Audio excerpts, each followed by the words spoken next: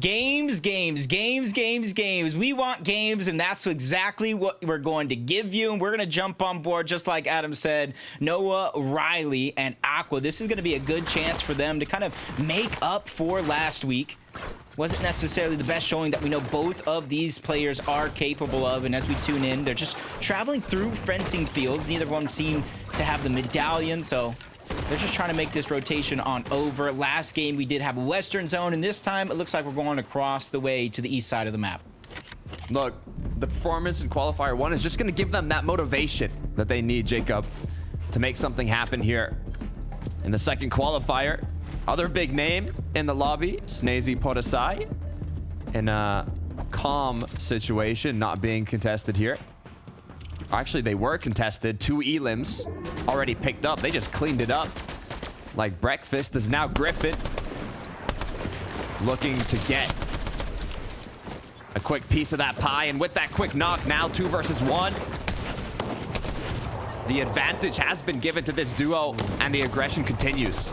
Yeah, you see they're just trying to go into the box, get the piece control, almost box up their opponent as well. They don't want to let this one go for free, especially the later this one goes. Getting chased or doing the chasing, either one will make you a focus in the lobby, especially the higher and higher that they are building.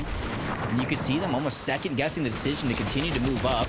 But the shots are also coming in from multiple different angles. Munkking is still chasing him all around, just trying to get the elimination to go easy. And they finally sandwich him from 2 different sides, take him out, and kind of give themselves more time to work with, because those third parties were definitely getting annoying. 2 pieces picked up quickly off the early here. Hellfire Ziandi looking for an option here. No Reaper sniper rifle in hand, but it looks like they got a little scared there as their opponents opened up an edit, peeked them. They felt that shot coming through. Luckily enough, they did block it in time, but now the position has been revealed as they have to decide where to next.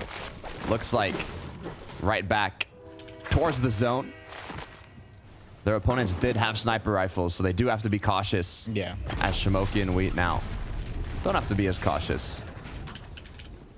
You can see a lot of teams waiting for just this Rift Island to appear.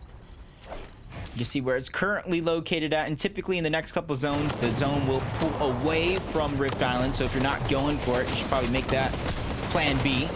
As we jump into another fight, Yarko going ahead. His teammate's going to get knocked down to 1 HP and a dream, but that's not going to slow him down. He's still on the offensive, even with less than 100 total shield and HP. Finally, some HP is going to be green. Medallion is kicking off as well. Excuse me, that's the Flowberry Fizz to try to get the shield up, and at the perfect time as well. The third party comes in, fourth party in the distance as well. This one is going to become chaotic for all these teams. You got to imagine where they're positioned at the leaderboard. This has to be a must as Guden goes down. Yarko's still on the chase as he breaks through yet another wall to reunite with his teammate. Looking back over at Tommy now, chasing once again a solo who's trying to get out of the situation. Grapple Blade making good use here, as all it's going to take now is 1 shot. Even 1 bullet could be enough. Teammate gets it. Julie now 1 elim, and they're clear. Yeah, that's big for them because they were able to just third party steal away the elim, push the other teams out. So any loot that was left over is now going to go to them, and this is how Yarko was able to get that first elimination. Distracted by the third party, forgets about the flank. A well-placed shot's going to take him down. Rift Island is going to go to Zandy and Hellfire. No points this season for your efforts, but look at all that gold loot and all those heals they just got. Oof. That's more than enough for me if I'm in this lobby. But there are some Titans up above who seem to want a little piece of that. Noah Rayleigh, Aqua, looking down from above. But Hellfire Zandy now just kind of looking through. What have we got here? What have we secured? Let me upgrade some of my weapons. Let me heal up. As there's so many duos around them, they might want to just wait a little bit before making any spontaneous decisions. Yeah. And especially since there's a lot of brick that they can refarm towards the bottom. They can even hold their position, go to the side, take over the launch pad that's there as well. But the thing here that's huge for them is they have time, they have flexibility to kind of make this decision. They're not going to be in a rush. Rift Island still fully inside of that zone, and with not too many teams contesting it, let alone fighting it towards the top, they do feel safe for now, just like Shamoki and Wheat. Not too far off from that current position over towards the railways. And for them, they're separated enough from a lot of these other teams, but still close enough as well. So if Storm Surge becomes a problem, it's not going to be too hard for them to deal with it. Not at all. Especially with all these duos, you can see. Playing pretty passively so far. These aren't the situations in which you want to get very aggressive. Yeah. When you're getting so close. The later half of the mid game, starting the end game. Skrill here alongside Rabbit, trying to box close to those rifts, giving them that option for the natural mobility, but there even is an engagement close to them happening, taking advantage of it now while eyes are not on them to continue that rotate through. Be careful though, you do have some opponents close by. Is it the rift that you want, as it's already been taken now? Crow robbing that rift. Skrill now has to decide, do we get in it or do we just box up and wait? Not in the zone yet. Still quite a ways to go, but they're gonna take a breather here. To me, it's a little bit of an interesting decision for them not to take the rift, but at the same time, they do have mobility. There's probably other rifts nearby as well, as you see it towards the top of that mountain, right near a bush as well. Definitely giving themselves plenty of options to work with before they make themselves a direction towards the zone. Reckless Railways, where a lot of teams are already positioned at, including Craig and Stormy.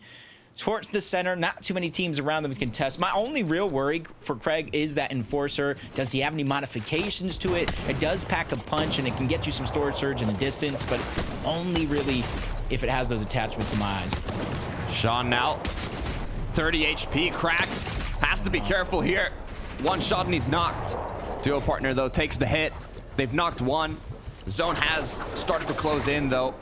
Caution levels continue rising as Dre with one Elim escapes, but how long will he be able to last? Yeah. H2OJ and Sean, it's very important for them to have a decent game here, figure out a way to come back, because we saw them go down in game one a little bit earlier than they would have hoped. As Dre just has no choice but to leave Ricky behind. He's not going to really have an opportunity to go back for the reboot card. So from this point forward, Dre will be a solo, which gives a different amount of flexibility when you are playing as a solo. Noka's able to get another elimination backside of zone. Very, very important that he's able to grab those med kits as well. The thing about him, Takada, is he has a far pull when it comes to zone, so good luck to him. Look, far pull, but he's got full materials. True. 1,500 builds, spare mats even to work with. We can see how they ended up securing these eliminations here. He was even put, it looks like, in a 1 versus 2 scenario, as he did a quick 58, knocking one opponent, and the other one with the third parties coming through as well. Went down shortly after for Tommy and Julie. They're looking incredibly healthy. Legendary epic loadout, 3 medkits, 3 bigs, mobility with the grapple blade, and already enough eliminations to not be too worried about how much damage they need to do, as they have quite a free rotate for the time being, but all free rotates come to an end as the shots come through. Podesai left alone, lost Snazy along the way. I became a huge fan of Podesai and Snazy at the Global Championship, and it was because of the support that they had. Every time these guys were on screen, you had your French fans just going absolutely crazy in the crowd, just giving them all the energy. And I feel like when you're hearing that type of thing come from the crowd, it just makes you play with a whole nother level of confidence. But without a teammate this time around, Podesai just picking and choosing his shots wisely. And that surge is very, very important, especially as a solo. So that way you're not forced to try to push into a box. And as a solo, that's not going to be the easiest thing in the world. Ooh, be careful here, though. No, Rayleigh now not in zone yet. Duo partner has been almost left behind a little bit. He'll make it back, though. Does have opponents close by. You can see boxed up beside each other. Good news, as the duos that were already in zone, well, I was going to say haven't started to take shots yet, but I might have spoke too soon, as now the pressure comes through. They are able to group up, though, now, as one player can build while the other one heals up.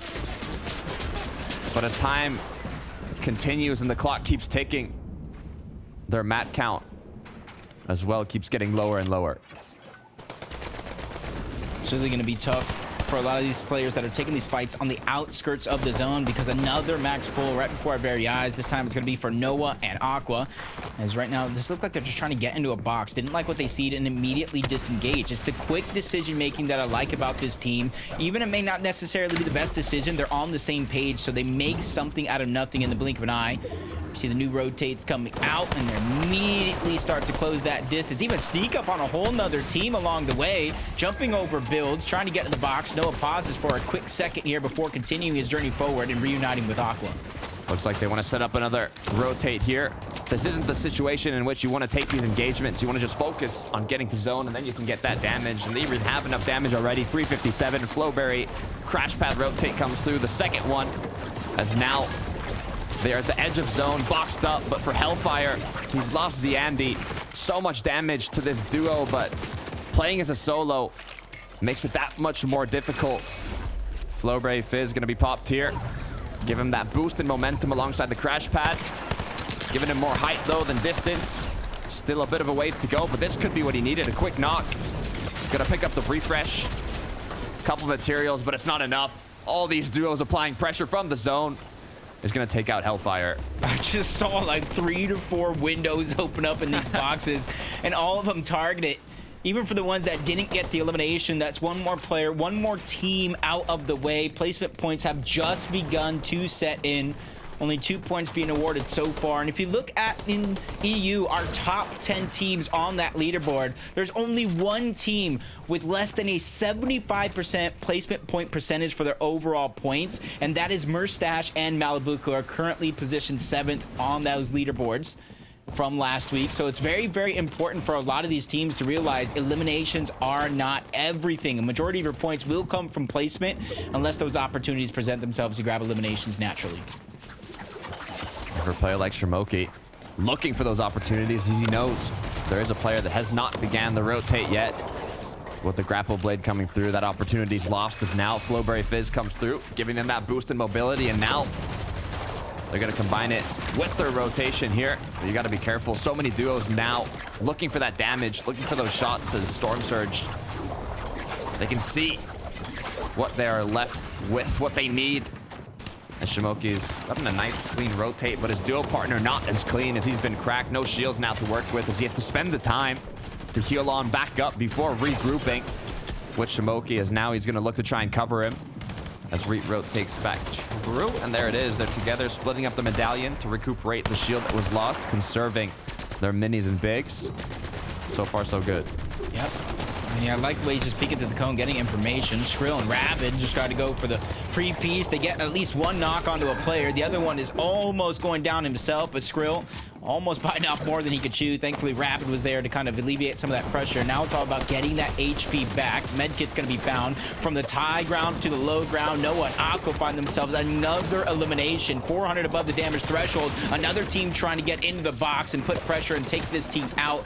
And Noah and Aqua, Takata, they need a massive day. They scored 0 points in week 1. So if they want to keep their FNCS journey alive, it all comes down to this week number 2 and how they finish. It's looking intimidating as well here, as they almost don't have materials already in this moving zone. They've been in non-stop action since they've made it in. Playing on the edge, they're going to need something big. But for Shizo here and his duo up above, 1,000 on top of the Storm Surge threshold. Noah Rayleigh too has been taken out. Aqua now, it's all up to him. Big Pot isn't gonna heal your HP. Duo goes down. Shimoki Wheat now continuing. Yeah, he tried to pop the flopper, but just the wrong item slot. Shimoki and Wheat, they don't have to worry about that. They have 3 medkits. Podesai doing a great job as a solo so far, but only 10 points being awarded for placement with only 5 teams going down. Still more work to go for Podesai as he peeks through. Getting ready for the Fizz rotation, trying to save as many of those builds as possible. And you see him peek it through every single angle, the information, the calculated play that he's about to make. A Skrill goes down, separated just a little too far from Rabbit, who's also under pressure, forced to back up. That's Splash, that's Shizo. That was the team that was on high ground, and they continue to push every team further and further below him.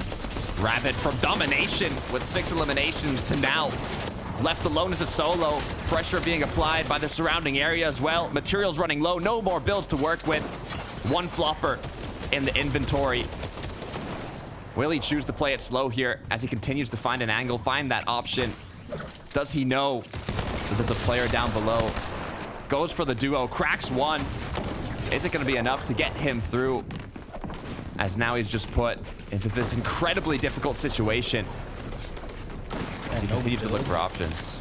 No real layer to protect himself. His zone pulls back. He finally finds a crevice that he can hold on to. Even gets the edit in.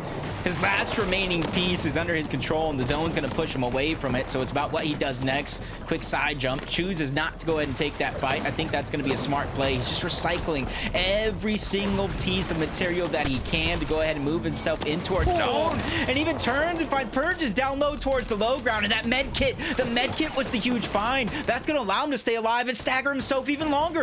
Hopefully can find that rotate to the edge with the grapple blade to make zone in time, but Podesai as well. No med kits, but he has the grapple blade. Rapid made it in with just 2 HP to work with.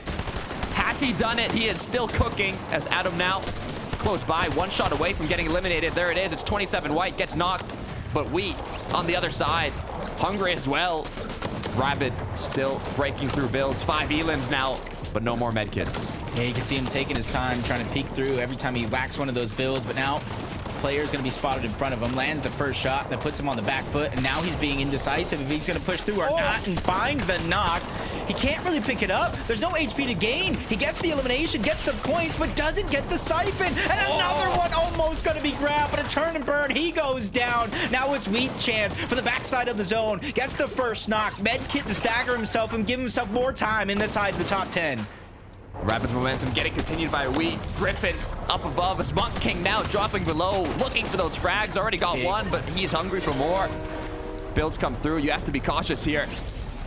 Try and support his duo up top. Wheat has been destroying the low ground here.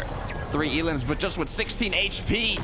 Munkking with 38. It's 1 shot from either player here. Is all it's going to take, and it's going to be Wheat connecting that shot. Again. That is huge. Like you said, connecting the shot. No heal off opportunity for Griffin because Munkking shuts it down himself. That game played out by Monk. Griffin up top was going to go for the heal off while his dual partner Munkking went down, but Munkking played it so well. You said it yourself, Jacob. He didn't even have to play the heal off. He just fragged out everybody, and the game concluded with that. Griffin up above, securing the VR. Yeah, and back-to-back zones. These end games have been a roller coaster of emotions, up mountains, down mountains, across rivers, to where if you're not prepared, you could be having a good game and everything come crashing down in the blink of an eye. And that's how they were able to hold high ground for as long as they did. And as soon as Munkking knew he was low on resources, he dropped down to end it himself. You can see Crow there too. Was lasting an incredibly long time with that heal off, even secured almost a top 3, I believe, 2nd place it could be. And just like that, the match was concluded. But what I want to see now are those 3 beautiful faces, Adam, Minnie, Levin. Let us know what happened.